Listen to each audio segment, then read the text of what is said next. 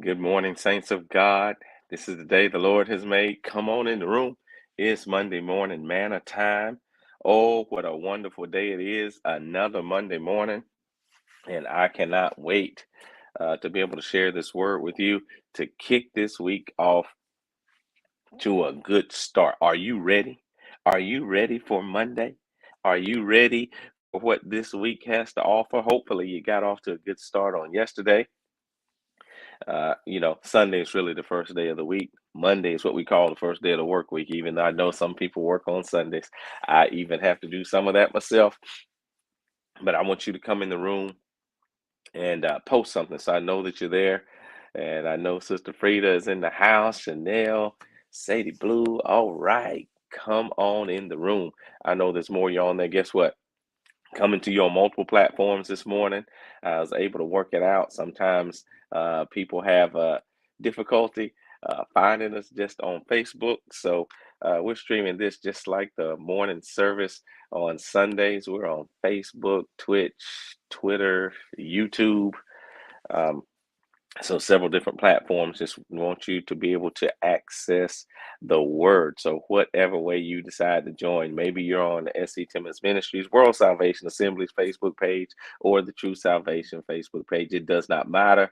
There is a word for your Monday morning. Oh, I see you coming on in the room. Brother Hemingway, Sister Garnett, Elder Harriet, Brother Billy, Sister Deborah. All right, all right. Go ahead, let somebody know. Minister Monique is in the house.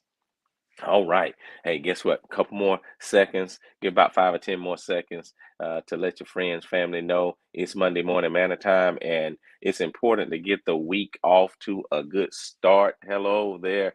Sister Kimberly is in the house. Guess what? Not going to hold you long as I don't usually do, but I want to share what the Lord told me to tell you this week as you start off. Hey, the scripture he gave me is Matthew 7 and 24, 25. It's two verses there, but you'll get why it's two verses. It says, therefore, whoever hears the sayings of mine and does them, I will liken him unto a wise one that built their house upon a rock. Then he says, verse 25, and the rain descended, and the floods came, and the winds blew and beat on the house, and it did not fall because it was built upon a rock. It was founded upon a rock. The word for this week is check your foundation. Check your foundation. Do that now. Whether you're at home getting ready for work, you're on the way to work, you may be off today. Check your foundation. The foundation of everything that you have, the foundation of your relationships, the foundation that you operate on at work. And when I'm saying foundation, I'm talking about what is your relationship built on with him or her, with them or they? What is your relationship built on as far as your career, your financial decisions? What are you basing all of those things on? And it goes all the way across the board. Don't have time to name it all, but check your foundation. Let me tell you what I'm talking about. To build anything, you have to start with the foundation. We know to build a house, you have to have the foundation, got to clear out the ground and have the foundation. But let me tell you how important foundation is. One thing that I've learned is that foundation is not just where you start, it's what keeps you in place. When a storm comes, it's not just how well the house is built above the foundation, it's how well the foundation's actually built.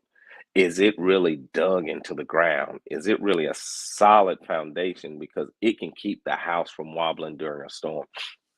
We spend a lot of time dressing up everything else, but if the foundation is not right, it's not going to work. I want you to set a good foundation for this week so your week works out in a better way, because a firm foundation makes everything better. And what I've learned, I try to keep the foundation of my home intact, because when I go through things in life, I go through things in church, I go through things at work, I go through things at Walmart, I go through things in my mind, and all of these different storms beat against my life. But when I know my home is right, I'm trying to teach you something. When I can keep home right, And I know I can come to my holy place, my sanctified place, my personal place, my safe place, which is home. Then I know I can withstand anything. The toughest times in my life have been when the foundation of my home have been shaken. Because when I deal with everything else in the world and come home and can't get rest and stability there, I have some problems. I want you to check your foundation because guess what? Sometimes when we get shaken, thrown to the left, thrown to the right, it won't hurt as bad when our foundation is firm, but we need to check because there's some cracks in some of our foundations. And that's why we get like broken into pieces sometimes because my foundation's messed up and not just my home.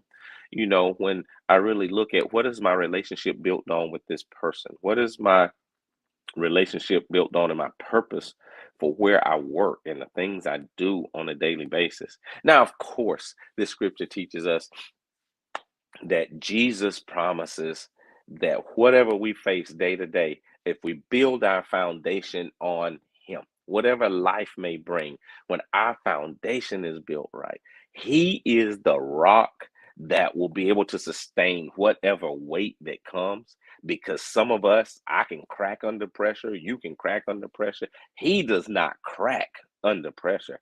He did not crack on the cross. He did not crack when they abused and beat him. He did not crack when they talked about him. He did not crack when they took advantage of him. So obviously, he is the firm foundation.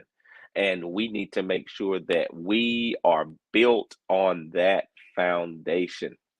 So whatever we feel and whatever we experience, even though the roof may get torn off, the foundation is not shaken. And as long as I got a foundation, I can always rebuild.